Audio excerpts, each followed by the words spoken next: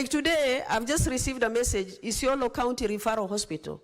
Out of the 5 dialysis, there is only 1 working. The 4, they have collapsed. They cannot be repaired. Stephen Kaberia, natoka Meru, County Meru ya Meru, na niko na miaka 5 katika hii dialysis. Na ile huduma ya hapa ni mzuri, kwa sababu hii referral iko na watu wengi. Wale wanatoka out of the country wanakuja hii usaidizi hapa. Tuko na madaktari wazuri. Ile program ya hapa ni mzuri sana ya kutengeneza ya madaktari. Vile wanatuhudumia sawa sawa, na daktari hawa wanakaa mpaka vile wanafanya kazi wanakaa mpaka jioni usiku, kwa sababu ya kuongojea watu, kwa sababu kila mtu anaoshwa mara 2 kwa wiki. Sasa kama mimi natoka Meru na ni kilomita mingi sana, na nikiingia hapa wananiongojea mpaka wanioshe, na ninakuja kwa wiki mara 2.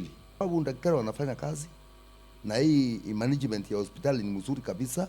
Kuna watu wanatoka Samburu, kuna watu wanatoka kaunti ya Meru, kuna wengine wanatoka hata mbali, kwa sababu huyu mkaba ni mzuri na ni mtu wa maana. Sasa kitu imenifanya leo niongee kwa media. Mimi nilikuwa nakuja kuangalia huyu mama na mgonjwa yake ambao wako kwa dialysis hapa, na si wiki moja, huwa anakuja na wiki niko hapa fanyiwa. Hata saa hii tunaongea kwa kufanyiwa. So kitu imenistua ni kwamba hata leo seneta wetu ako Senate kuongea kuna ile hospitali ifanyi. Kusema ukweli, mimi naomba tu Fatuma Nduro aogope Mungu. Yule anaomba kwanza hii mwezi aogope huyo Mungu tu, na akumbuke hata yeye ni binadamu, ameia hata kuenda kuombewa Tanzania. Akumbuke huyo Mungu alikuwa anaenda kutafuta huko Tanzania, bado ndiye ako na hao wagonjwa. Kwa hivyo akipiga siasa, aache kupiga siasa na afya ya mwanadamu.